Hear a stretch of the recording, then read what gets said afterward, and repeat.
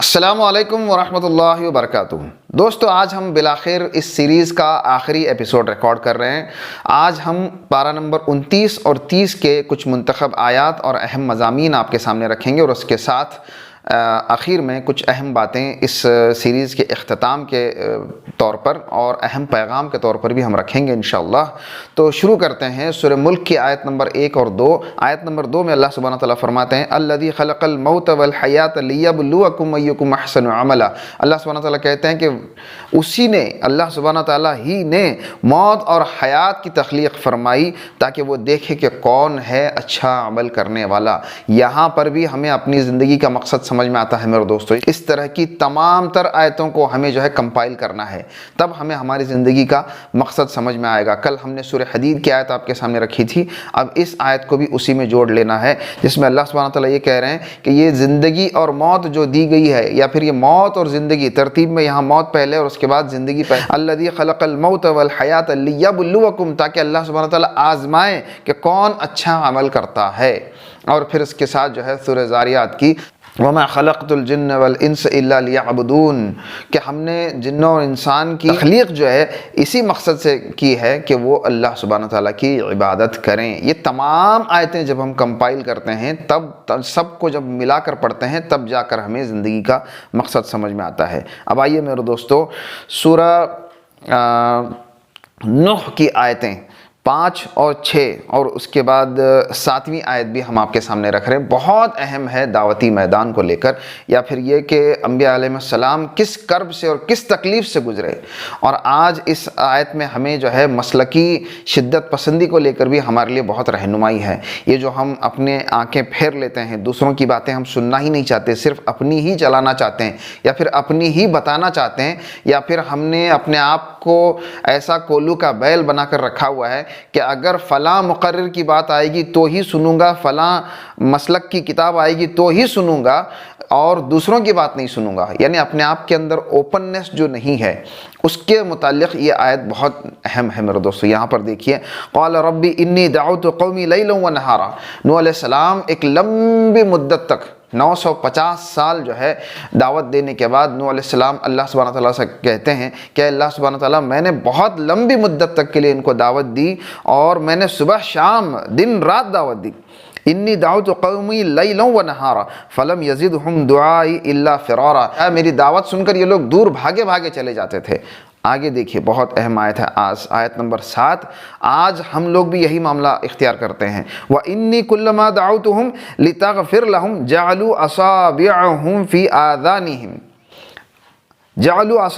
فِي آذَانِهِمْ، انہوں نے اپنی انگلیوں کو اپنے کانوں میں ٹھوس کے رکھا۔ جب میں دعوت حق دیتا تھا، اللہ سبحانہ تعالیٰ کی طرف بلاتا تھا، اور اس لیے بلاتا تھا وَإِنِّي كُلَّمَا دَعَوْتُهُمْ، جب بھی میں بلاتا تھا لِتَغْفِرَ لَهُمْ، تاکہ تو انہیں معاف کرے، جنت میں داخل کرے، تو یہ اپنے کانوں میں انگلیاں ٹھوس لیتے تھے۔ اور اس کے بعد وَاسْتَغْشَوْا ثِيَابَهُمْ، اپنے اوپر کپڑے اوڑھ لیتے تھے، یعنی ان کو دیکھنا بھی پسند نہیں تھا نبی کو، دعوت دینے والے نبی کو، نوح علیہ السلام کو دیکھنا بھی پسند نہیں تھا۔ وَأَصَرُّوا وَاسْتَكْبَرُوا اسْتِكْبَارًا، اپنے گناہوں پر اصرار کرتے رہے، اور وَاسْتَكْبَرُوا اسْتِكْبَارًا، اور تکبر میں چلے چلے بڑے بڑے چلے جاتے تھے۔ یہاں اہم بات یہ ہے میرے دوستو کہ یہ جو روش ہے، کہ اکثر و بیشتر کئی بار جو دیکھنے کو ملتا ہے کہ مسلکی شدت پسندی کے چلتے، تنگ نظری کے چلتے، ہم لوگ اپنے آپ کو تمام تر باتوں سے کاٹ لیتے ہیں، اور ہم یہ کہتے ہیں کہ ہم فلاں شخص ہی کی بات سنیں گے، فلاں ادارے ہی کی بات سنیں گے، یہاں سے چھپی ہوئی کتاب ہی پڑھیں گے، ان کی کتاب ہی پڑھیں گے، کسی اور کی بات نہیں سنیں گے۔ تو یہ رویہ کس کا ہے؟ یہ رویہ مسلمانوں کا نہیں ہے، یہ رویہ ان کا ہے جو حق کا انکار کرتے ہیں۔ کیونکہ اگر انبیاء علیہ السلام کے دور میں بھی یہی ہوتا، اور اس کو وہ جائز ٹھہرا لیتے کہ ہمیں تو ان کی دعوت کو سننا ہی نہیں ہے، ہمیں ہمارے بزرگوں نے جو کہا اسی کو ہم سن لیں گے، اور اس کے بعد کسی اور کی بات نہیں سنیں گے، تو کیا عالم ہوتا؟ کوئی ایک شخص بھی اسلام میں نہیں آتا میرے دوستو۔ اور حضرت طفیل رضی اللہ تعالیٰ عنہ کی مثال آپ دیکھیے کہ مکہ کے مشرکین نے یہ طے کر لیا ہے کہ حج کے ایام آئے ہوئے ہیں، اور اس بار مشرکین مکہ نے یہ طے کر لیا ہے کہ جو بھی حج کے لیے آئے گا اس سے ہم یہ کہیں گے کہ محمد رسول اللہ صلی اللہ علیہ وسلم کی بات کو نہ سننا۔ طفیل رضی اللہ تعالیٰ عنہ آتے ہیں اسلام قبول کرنے سے پہلے، بہت بڑے شاعر تھے، طفیل بن عمرو الدوسی، طفیل بن عمرو تھے، تو وہ آتے ہیں، انہیں بھی مشرکین مکہ یہی کہتے ہیں کہ ان کی بات نہ سننا، کن کی؟ اللہ کے رسول صلی اللہ علیہ وسلم کی بات نہ سننا، لہٰذا کیا ہوتا ہے وہ بھی اپنے کانوں میں روئی ٹھونس لیتے ہیں انہی کی طرح، اور پھر اس کے بعد کعبۃ اللہ کا طواف کر رہے ہیں، دیکھ بھی رہے ہیں کہ اللہ کے رسول صلی اللہ علیہ وسلم ہے، دیکھ بھی رہے ہیں کہ اللہ کے رسول صلی اللہ علیہ وسلم ہے، لیکن وہ جو کہہ رہے ہیں وہ ان کے کانوں میں نہیں جا رہا ہے، تو وہ اپنے آپ کو ملامت کرتے ہیں کہ ویل ہے تیرے اوپر، تو اتنا بڑا شاعر، اتنا انٹیلیجنٹ، اللہ سبحانہ تعالیٰ نے تجھے اتنی عقل دی ہے، اتنا انٹیلیجنٹ، لیکن تو کوئی بات سن کر یہ فیصلہ نہیں کر سکتا کہ ان کی بات صحیح ہے یا غلط ہے۔ انسان کے اندر اللہ سبحانہ تعالیٰ نے یہ صلاحیت رکھی ہے، ہم اپنے آپ کو کولو کا بیل بناتے ہیں، ہم اپنے آپ کو اندھا بناتے ہیں، اندھ بھکت بناتے ہیں، اور ہم لوگ اپنی نظروں کو پھیر لیتے ہیں، جیسے یہ نوح علیہ السلام کے ساتھ ان کی قوم نے کیا۔ کیا کیا؟ کانوں میں انگلیاں ٹھوس لیں، آنکھوں پر، چہرے پر جو ہے کپڑا ڈال لیا، تاکہ ان کی دعوت ان تک پہنچے ہی نہیں۔ میرے دوستو، اگر ہم یہ رویہ اختیار کریں گے مسلکوں کے نام پر، اگر یہی پوری دنیا ہمارے دین کے ساتھ کرنے لگ جائے،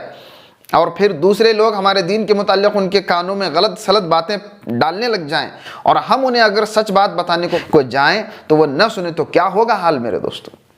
یہ اسلامی طریقہ نہیں ہے۔ وہ جو بات کہی جاتی ہے، علماء حضرات جو کہتے ہیں کہ کسی گمراہ کی بات نہ سننا، کسی سے علم نہ لینا، لیکن یہ دیکھنا کہ ان کی سند کیا ہے، یا پھر وہ صحیح العقیدہ ہیں کہ نہیں ہے، ان کا ایمان کیسا ہے، یہ دیکھنا کہ ان کا ایمان کیسا ہے، ان کا ایمان ٹھیک ہے یا نہیں ہے، عقیدہ ٹھیک ہے یا نہیں ہے، اس سے مراد یہ ہے کہ ابھی اگر تم کچے ہو، کچے مرحلے میں یا پھر ابتدائی مرحلے میں ہو، تو تم اپنے آپ کو پہلے پختہ کرنا۔ لیکن یہ کون سی بات ہے کہ زندگی بھر اپنے آپ کو جو ہے پوری طرح سے کاٹ کر رکھا جائے دوسرے گروہوں سے، دوسرے باتوں سے، اور دوسرے کیا کہہ رہے ہیں ان کو سننا بھی پسند نہ کیا جائے، تو تمہارے تک حق کہاں سے پہنچے گا، یا پھر تم دوسروں کو حق کیسے پہنچا پاؤ گے؟ کیا ہم نے یہ پالیسی بنا رکھی ہے کہ ہم کسی اور کی سنیں گے ہی نہیں اور صرف دوسروں کو اپنی سنائیں گے؟ یہ تو ناانصافی پر مبنی والی بات ہے۔ دنیا کی کوئی بھی قوم اس طرح کی اصول، اس طرح کی جو ہے ناانصافی قبول نہیں کر سکتی، اس طرح کے اصول کو قبول نہیں کر سکتی، اور جو قوم اس طرح کے اصول پر اصرار کرے گی وہ ناانصافی پر مبنی اصول کا اصرار کرے گی میرے دوستو۔ یہ بالکل غلط ہے۔ یہ ہو سکتا ہے کہ ابتدائی مراحل میں 1 سال کے لیے، 40 دن کے لیے، 1 سال، زیادہ سے زیادہ 2 سال کے لیے، لیکن اگر پوری زندگی ہی آپ نے علم حاصل نہیں کیا ہے اور آپ اپنے آپ سے یہ کہہ رہے ہو کہ میں فلاں لوگوں کی ہی بات سنوں گا، دوسروں کی بات میں بالکل نہیں سنوں گا، تو آپ کو کیسے پتا چلے گا کہ آپ کس گروہ میں ہیں، کس فرقے میں ہیں، کس طبقے میں ہیں؟ میرے دوستو، یہ رویہ غلط ہے۔ یہاں پر یہی ہوا ہے۔ آج امت کے اندر ایسے حالات دیکھنے کو ملتے ہیں کہ اگر قرآن بھی پڑھ کر سنایا جا رہا ہے، قرآن کی تفسیر بھی سنائی جا رہی ہے، تو اٹھ کر چلے جاتے ہیں لوگ، اور یہ پسند کرتے ہیں کہ کسی عالم کی لکھی ہوئی کتاب یا پھر اپنے ہی مسلک کے کسی اور کی بات سننا پسند کرتے ہیں، لیکن قرآن سننا پسند نہیں کرتے۔ میرے دوستو، یہ ہمارے اندر نہیں ہونا چاہیے، اور جو قوم ایسا کرتی ہے اس کے اندر انٹیلیجنٹ لوگ پیدا نہیں ہوتے، ان کے اندر اندھ بھکت پیدا ہو سکتے ہیں، کولو کے بیل پیدا ہو سکتے ہیں، چپ چاپ کسی کے پیچھے چپ چاپ بغیر سوال پوچھے چلنے والے پھرنے والے مل سکتے ہیں، لیکن ان کے اندر عقل مند لوگ پیدا نہیں ہو سکتے۔ ان کے اندر وہ قوم کبھی سائنٹسٹ نہیں پیدا کر سکتی، وہ قوم کبھی تاریخ کا دھارا موڑنے والے بڑے بڑے لوگ پیدا نہیں کر سکتی۔ اللہ سبحانہ تعالیٰ اس بات سے ہمیں بچائے۔ یہاں پر یہی پوائنٹ ہے میرے دوستو کہ سب سے بنیادی بات تو یہ دیکھیے کہ یہ روش ہماری نہیں ہے، یہ کفار کی روش ہے، اور دعوت حق کا انکار کرنے والوں کی صفت ہے، چاہے آپ کسی بھی مسلک سے ہوں۔ اگر آپ کے اندر یہ روش ہے تو آپ کو اپنی یہ روش کو بدلنا چاہیے میرے دوستو۔ اس کے بعد آئیے میرے دوستو، اب ہم آتے ہیں پارہ اما۔ پارہ اما کے کسی مخصوص صورت کے متعلق کوئی بات کرنے سے زیادہ میرے دوستو، پورا پارہ اما جو ہے وہ بالکل ابتدائی مراحل میں نازل ہوا ہے، اور خصوصاً اس کا جو غالب پہلو ہے وہ انذار ہے، ڈرانا ہے، آخرت سے ڈرانا ہے، آخرت کی تیاری کرنے کے لیے جو ہے ڈرانا ہے، اور قیامت کے ہولناک مناظر، اور ایک صورت ایسی ہے میرے دوستو، رقت انگیز صورت ہے، دل ہل جاتا ہے، اس کی جو نغمگی ہے اس پر دل جو ہے عش عش کرتا ہے، اور جو ہے کیا خوبصورت جو ہے یہ الفاظ کی ترتیب ہے، وہ پڑھ کر بھی انسان حیران اور شش در رہ جاتا ہے، اور اس کے اندر جو انذار ہے اس سے دل میں ہیبت طاری ہو جاتی ہے۔ آج بھی ہمارے دلوں پر ہیبت طاری ہوتی ہے اگر ہم اسے سمجھ کر پڑھیں۔ اور اللہ سبحانہ تعالیٰ ایک صورت ایسی ہے مختصر سے مختصر صورت میں بھی جو ہے اللہ سبحانہ تعالیٰ نے ایسے زبردست انداز میں، ایسے حسن بلاغت کے ساتھ جو ہے خطاب فرمایا ہے، ریپیٹیٹیو انداز نے، ردمک اور ریپیٹیٹیو انداز کو اپنایا ہے۔ یہ پارہ اما کی پہلی ہی صورت اللہ سبحانہ تعالیٰ کہتے ہیں عَمَّ يَتَسَاءَلُونَ عَنِ النَّبَإِ الْعَظِيمِ كَلَّا سَيَعْلَمُونَ ثُمَّ كَلَّا سَيَعْلَمُونَ۔ اللہ سبحانہ تعالیٰ کہتے ہیں کَلَّا سَيَعْلَمُونَ ثُمَّ كَلَّا سَيَعْلَمُونَ، بات کو ریپیٹ کر کر کے یہاں بتایا گیا ہے بار بار۔ اسی طرح سے الہاکم التکاثر میں بھی کَلَّا سَوْفَ تَعْلَمُونَ ثُمَّ كَلَّا سَوْفَ تَعْلَمُونَ کَلَّا لَوْ تَعْلَمُونَ عِلْمَ الْيَقِينِ، ریپیٹڈلی کَلَّا کَلَّا کَلَّا اس طرح سے آتا ہے۔ یا پھر اس کے بعد جو ہے وَالنَّازِعَاتِ غَرْقًا وَالنَّاشِطَاتِ نَشْطًا وَالسَّابِحَاتِ سَبْحًا وَالسَّابِقَاتِ سَبْقًا، اس طرح سے ریپیٹڈلی۔ یا پھر اللہ سبحانہ تعالیٰ جب آسمان پھاڑ دیا جائے اِذَا السَّمَاءُ انفطرت وَإِذَا الْكَوَاكِبُ انتثرت، اس طرح سے اِذَا الشَّمْسُ كُوِّرَت، اور اس کے بعد والسماء والطارق وما ادراک ما الطارق، یہ بار بار اللہ سبحانہ تعالیٰ نے قسمیں کھا کر، یا پھر یہ کہ قیامت کے ہولناک مناظر کو بیان کر کے اللہ سبحانہ تعالیٰ نے مؤمنین کے دلوں میں جو ہے رقت اور ہیبت طاری کی ہے، تاکہ انسان کو آخرت پر یقین آئے اور موت سے پہلے جلد از جلد جو ہے توبہ کر کے اللہ سبحانہ تعالیٰ کے دین پر ایمان لائے اور آخرت کی تیاری کرے، اپنے آپ کو کامیاب لوگوں میں شمار کرے۔ یہ ہے پارہ اما کا مقصد، اور ایسا انداز ہے شاعری سے بالا تر، ایسا ردمک اور ایسا الفاظ ادب کا ایسا اعلیٰ معیار ہے کہ کوئی انسان اس کو چھو نہیں سکتا، اور سننے میں بھی کانوں میں ایسی نغمگی اور ایسی شیرینی ہے۔ جیسے آپ دیکھیے الم نشرح لک صدرک ووضعنا عنک وزرک الذی انقض ظہرک ورفعنا لک ذکرک، اس میں ایک ردم ہے میرے دوست۔ یا پھر تبت یدا ابی لہب وتب ما اغنی عنہ مالہ وما کسب، اس میں ردم ہے میرے دوستو۔ تو ہر صورت اگر آپ پڑھیں گے تو وہاں آپ کو ایک ردم ملے گا عجیب سا، اور ایسی دل کو جھنجھوڑ دینے والا ردم ملے گا، الفاظ ایسے ملیں گے اذا زلزلت الارض زلزالہا القارعۃ ما القارعۃ، یہ سب جو ہے میرے دوستو ایسی ہولناکی دل میں طاری کرتے ہیں کہ انسان جو ہے اس کا دل نرم ہو جاتا ہے اگر وہ واقعی دل کے آنکھوں سے پڑھے اور دل کے کانوں سے سنے ان صورتوں کو میرے دوستو۔ تو اللہ سبحانہ تعالیٰ سے میری یہی دعا ہے کہ ہمیں اس حقیقی انداز میں پارہ اما کو پڑھنے کی اللہ سبحانہ تعالیٰ توفیق عطا فرمائے۔ اور پھر اس کے بعد میرے دوستو چند اہم تذکرے۔ اس پارہ اما میں ایک ایسی صورت ہے جس کے متعلق مفسرین یہ فرماتے ہیں، محدثین ائمہ محدثین خصوصاً امام شافعی یہ فرماتے ہیں کہ اگر انسان غور و فکر کرتا، تدبر کرتا، تو صرف سورہ عصر کافی ہوتی۔ سورہ عصر اتنی جامع صورت ہے میرے دوستو، 3 آیتوں والی صورت ہے، اتنی مختصر اور اتنی جامع ہے۔ والعصر ان الانسان لفی خسر الا الذین آمنوا وعملوا الصالحات وتواصوا بالحق وتواصوا بالصبر۔ اگر ہم اس پر غور کریں تو پورے قرآن کا خلاصہ اس میں ہے میرے دوستو۔ اس لیے امام شافعی کہتے ہیں اگر پورا قرآن بھی نہ ہو اور انسان صرف سورہ عصر پر غور و فکر کرے تو اس کی ہدایت کے لیے کافی ہے۔ لیکن ہم کتنے ناشکر ہیں میرے دوستو، ایسے بڑے بڑے خزانے اللہ سبحانہ تعالیٰ نے دیے ہیں لیکن ہم اس پر غور نہیں کرتے ہیں۔ اور اس کے بعد آئیے سورہ اخلاص پر، قل هو اللہ احد اللہ الصمد لم یلد ولم یولد ولم یکن لہ کفوا احد۔ مختصر انداز میں اللہ سبحانہ تعالیٰ نے اپنی شان اور اپنی صفات کو جامع اور مختصر انداز میں بیان کر دیا۔ یہ صورت اتنی جامع ہے میرے دوستو کہ خود احادیث میں آتا ہے کہ یہ 1/3 قرآن ہے، 1/3 قرآن ہے۔ صرف 4-5 آیتیں پڑھ لینا 1/3 قرآن پڑھنے کے برابر ہے۔ ایک صحابی ایسے بھی گزرے ہیں جن کے متعلق تذکرہ آتا ہے کہ وہ ہر نماز میں سورہ اخلاص پڑھا کرتے تھے۔ جب ان کے متعلق اللہ کے رسول صلی اللہ علیہ وسلم کے سامنے بات کی گئی تو وہ کہتے ہیں کہ مجھے اس میں اللہ سبحانہ تعالیٰ کی جو صفات بیان کی گئی بہت اچھے لگتے ہیں، بہت پیار آتا ہے مجھے اس پر۔ تو اللہ کے رسول صلی اللہ علیہ وسلم نے ان سے یہ کہا کہ جان لو کہ اللہ بھی تم سے محبت کرتے ہیں۔ اور پھر آئیے میرے دوستو آخر میں معوذتین، 2 صورتیں جن کے متعلق اللہ کے رسول صلی اللہ علیہ وسلم نے یہ کہا کہ رات کو سونے سے پہلے قل هو اللہ احد سورہ اخلاص اور 2 معوذتین جو پڑھ لیتا ہے، ہاتھ پر پھونک لیتا ہے اور اپنے پورے جسم پر جو ہے مل لیتا ہے تو اس کی حفاظت کے لیے کافی۔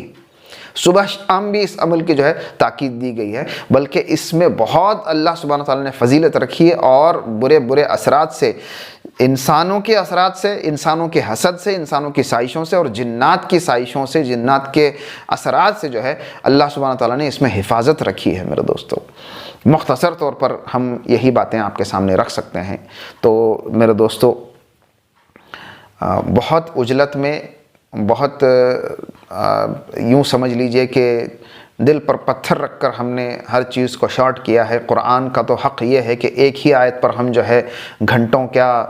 کئی دن کئی ہفتوں غور و فکر کریں، لیکن ہماری سیریز کا جو اصل مقصد ہے وہ یہ ہے کہ ہم اور آپ قرآن میں غور کرنے والے بن جائیں۔ جیسے کہ ہم نے بار بار یہ کہا ہے کہ ہم آپ کو صرف یہاں ڈائریکشن دینے کے لیے، آپ کو تھوڑا سا گائیڈ کرنے کے لیے، آپ کو ایک گراس آئیڈیا آ جائے اور اس کے بعد آپ جو ہے اس کو پڑھنے لگ جائیں۔ پارہ امہ کا بھی ہم نے اسی طرح سے گراس آئیڈیا رکھا ہے آپ کے سامنے کہ انداز کیا ہے، ریٹورک کیا ہے، بلاغت کیا ہے، ریپیٹیٹیو انداز کیا ہے، تو اس کو پکڑ کر اگر آپ پورا پارہ پڑھیں گے تو آپ کو ایک آئیڈیا آئے گا، آپ کے لیے پڑھنے میں آسانی ہوگی میرے دوستوں۔ اسی طرح سے شروع میں جو ہے ہم نے پورے پاروں کے خلاصے رکھے ہیں، بعد میں مضمون بہت پھیلتا رہا، اس وجہ سے ہم نے منتخب آیات آپ کے سامنے رکھی ہیں۔ ہم نے جن آیات کا انتخاب کیا وہ مخصوص ایسی آیتیں تھیں جن سے ہمارے اور آپ کے حالات کا تعلق بہت گہرا تھا، یا پھر ہمارے معاشرے میں وہ برائیاں تھیں، یا پھر اصلاح درکار تھی۔ اس وجہ سے ہم نے ان آیتوں کا انتخاب کیا ہے، اور ہمارا جو مقصد ہے میرے دوستو وہ سب سے پہلے یہ ہے کہ ہمارا خود قرآن کے ساتھ تعلق پیدا ہو جائے، ہمارا تعلق قرآن کے ساتھ خود پیدا ہو جائے۔ رمضان کے بعد بھی انشاءاللہ ہم جستہ بجستہ انشاءاللہ قرآن کو آپ کے سامنے پھر لائیں گے، اور تفصیل کے ساتھ لائیں گے انشاءاللہ، اور دیگر سیریز بھی ہم انشاءاللہ شروع کریں گے قیامت کی نشانیوں پر، خصوصاً جادو اور اثرات کو لے کر، کیونکہ یہ مسئلہ عوام میں بہت زیادہ ہے۔ اس کے متعلق کیا واضح رہنمائیاں ہو سکتی ہیں وہ آپ کے سامنے رکھنا، تاکہ انسان جو ہے کسی کے غلط ہاتھوں میں جا کر وہ ایکسپلائٹ نہ ہو۔ یہ دو چیزیں، قیامت کی نشانیاں اور پھر اس کے بعد ایک اور اسی طرح کا مضمون ہم اور مزید مضامین ہم لانے والے ہیں۔ ایک خاص مضمون جو ہے ہم سیرت پر بھی سیریز شروع کرنے کی ہم نیت رکھتے ہیں، اور پھر اس کے بعد ایک مخصوص سیریز ہماری ایک بہت ہی ڈیسپریٹ ہمارا اٹیمپٹ ہے، جس میں ہم بکس کا ریویو انشاءاللہ شروع کریں گے۔ بکس کا ریویو، ہر ایپیسوڈ میں ایک کتاب آپ کے سامنے لائی جائے گی، اس کا ریویو آپ کے سامنے رکھا جائے گا، تاکہ ہمارے اور آپ کے اندر جو ہے کتابیں پڑھنے کا شوق ہو۔ اس میں دینی کتابیں بھی ہوں گی، دنیاوی کتابیں بھی ہوں گی، وہ کتابیں جو دنیا پڑھتی ہے، تاکہ ہمیں یہ بھی پتہ چلے کہ دنیا اس وقت کون سا علم کو حاصل کر رہی ہے۔ تو میرے دوستو، میں سمجھتا ہوں کہ ہم نے ایک ٹوٹی پھوٹی سی ایک کوشش کی ہے۔ اللہ سبحانہ تعالیٰ اس کوشش میں اپنی طرف سے برکت ڈالے، اور ہماری سیریز کے ذریعے جو ہے لوگوں کو قرآن کے قریب کرے۔ جیسے کہ ہم بار بار یہ کہتے ہیں کہ ہمارا مقصد تقاریر سے جوڑنا یا کتابوں سے جوڑنا نہیں ہے، ہمارا مقصد آپ کو ہمارے اپنے آپ سے جوڑنا نہیں ہے، ہمارا مقصد آپ کو اللہ کے کلام سے جوڑنا ہے۔ اللہ سبحانہ تعالیٰ آپ کو اللہ کے کلام کے بہت زیادہ قریب کرے، اتنا زیادہ قریب کرے کہ آپ سے ہم جو ہے قرآن سیکھیں مزید۔ اللہ سبحانہ تعالیٰ ہم سب کو اس بات کی توفیق عطا فرمائے۔ ہمارا ایک اور مقصد یہ ہے کہ ہم سوچنے سمجھنے والی قوم بنیں۔ ہمارا جو آج عالم یہ ہے کہ ہم کولو کے بیل بن چکے ہیں، ہم کیا کہتے ہیں اس کو کہ بھائی سوچنے سمجھنے کی صلاحیت نہیں رکھتے، ہم کسی کی بھی بات کو چپ چاپ مان لیتے ہیں۔ اسی وجہ سے آج ہمارے اندر سائنٹسٹ نہیں پیدا ہو رہے، بڑے بڑے پائنیئرس نہیں پیدا ہو رہے، امت کو کرائسس سے نکالنے والے، out of the box thinking رکھنے والے، کریٹیکل مائنڈ سیٹ رکھنے والے، انکوزیٹو مائنڈ سیٹ رکھنے والے، جو ہے کیوریس مائنڈ سیٹ رکھنے والے، یہ سب لوگ نہیں پیدا ہو رہے ہمارے اندر۔ کیوں؟ کیونکہ ہم کولو کے بیل بن چکے ہیں، ہم جو ہے لکیر کے فقیر بن چکے ہیں۔ ہمارے اندر ایک بات طے کر دی جاتی ہے، ہم اس کے آگے نہ تحقیق کرتے ہیں، ہم تقریر سن کر بھی گھر جا کر سوچتے نہیں کہ یہ بات کہاں لکھی گئی ہے، ہم اس کو پڑھیں کہ نہیں پڑھیں۔ تو اگر یہی حال رہا تو ہمارے اندر سے جو ہے یہ حالات تبدیل نہیں ہوں گے۔ اس وجہ سے ہم نے سیریز شروع کی ہے میرے دوستو۔ اور تیسرا جو ہمارا مقصد یہ ہے کہ ہمارے حالات کے متعلق ہم فکر کریں۔ ہم نے بار بار یہ کہا ہے کہ حالات بیٹھے بٹھائے نہیں تبدیل ہوتے، بار بار ہم نے تذکرہ کیا ہے، وَلَا تَهِنُوا وَلَا تَحْزَنُوا وَأَنْتُمُ الْأَعْلَوْنَ إِن كُنتُم مُؤْمِنِينَ۔ اس آیت کا مطلب یہ نہیں ہے کہ تم کچھ مت کرو، صرف اپنی اصلاح کرو، اپنے عقیدے کی اصلاح کرو، ایمانیات کی اصلاح کرو اور عمل کی اصلاح کرو، حالات سب خود بخود چینج ہو جائیں گے۔ نہیں، ہم نے بار بار آپ کے سامنے یہ بات رکھی ہے۔ ابو الحسن علی ندوی رحمۃ اللہ علیہ کا وہ قول بھی رکھا ہے کہ اگر قوم 5 وقتہ نمازی بن جائے، تہجد گزار بھی کیوں نہ بن جائے، لیکن اگر اس کے اندر سیاست کا شعور نہ پیدا ہو، اگر اس کے اندر حالات کو لے کر فکر نہیں پیدا ہو، تو اس ملک میں 5 وقت کی نمازیں تو کیا جمعہ ادا کرنا بھی مشکل ہو جائے گا، کیونکہ حالات کو خود بدلنا پڑتا ہے۔ ہم نے اس ملک میں کوششیں کی، ہم نے اس ملک میں مدارس کا جال پھیلایا، آج پوری دنیا میں سب سے زیادہ مدارس یہاں ہیں، بلکہ پوری دنیا کے بڑے بڑے مدارس کئی مکاتب اور مسالک کے سب سے بڑے مدارس انٹرنیشنل سینٹرز یہاں ہیں۔ ہم نے اس ملک میں اصلاح کی کوششیں چلائیں، آج اس ملک سے پورے عالم میں اصلاح کی کوششیں ہوتی ہیں، دعوت کا کام ہوتا ہے، لوگوں کو اللہ کے دین کی طرف لانے کا، مسلمانوں کو اللہ کے دین کی طرف لانے کا کام ہوتا ہے، اس کا سب سے بڑا مرکز ہمارے ملک میں ہے۔ اسی طرح سے ہمارے اس ملک میں 100 سال 70 سال 80 سال 50 سال پرانی تحریکیں اور تنظیمیں ہیں، اس کے باوجود اگر ہم مظلوم ہیں تو کیوں مظلوم ہیں؟ اور خصوصاً وہاں ظلم زیادہ ہے جہاں دینی ادارے زیادہ ہیں، مدارس زیادہ ہیں۔ تو کیا اس کی وجوہات ہیں میرے دوستو؟ اس کی وجہ یہی ہے کہ ہم نے کوئی غلط کام نہیں کیا ہے، بلکہ یہ ہے کہ ہم نے صحیح کاموں میں سے کچھ ہی کاموں کو پکڑ لیا ہے اور کچھ کاموں کو ہم نے چھوڑ دیا ہے۔ اس میں سب سے اہم کام جو ہم نے چھوڑ دیا ہے وہ ہے امت کے تحفظ کا۔ امت کے تحفظ کے لیے ہم کیا سیاسی کوششیں کریں، کیا جو ہے قانونی کوششیں کریں، کیا زبانی کوششیں کریں، زبان سے کفر اور شرک کے لگائے گئے الزامات کے، اللہ کے دشمنوں کے طرف سے اسلام پر لگائے گئے الزامات کے جوابات دینے کا ہم نے کام نہیں کیا، جس کے نتیجے میں آج حالات یہ ہو گئے کہ امت کے ہر شخص کو شک کی نظر سے دیکھا جاتا ہے، بلکہ اسلام کو غلط نظر سے دیکھا جاتا ہے، پوری دنیا کے لیے تھریٹ مانا جاتا ہے۔ کئی لوگ اپنے بڑے بڑے منچوں سے، بڑے بڑے مجلسوں سے جو ہے یہ اعلان کرتے ہیں کہ ہم اسلام کو صفحہ ہستی سے مٹا دینا چاہتے ہیں۔ اتنا زہر اس ملک میں پھیل گیا تو اس کی وجہ صرف یہ ہے کہ ہم نے الزامات کا جواب دینے کا کام نہیں کیا میرے دوستو۔ اور خدا کی قسم جس میدان میں ہم نے ہاتھ اور پیر چلائے ہیں، جس میدان میں ہم نے قدم اٹھائے ہیں، جس میدان میں ہم نے کوششیں کی، اللہ سبحانہ تعالیٰ نے اس میں کامیابی دی ہے میرے دوستو۔ جیسے کہ میں نے بتایا پورے عالم میں ہمارا کام پھیلا اس ملک سے،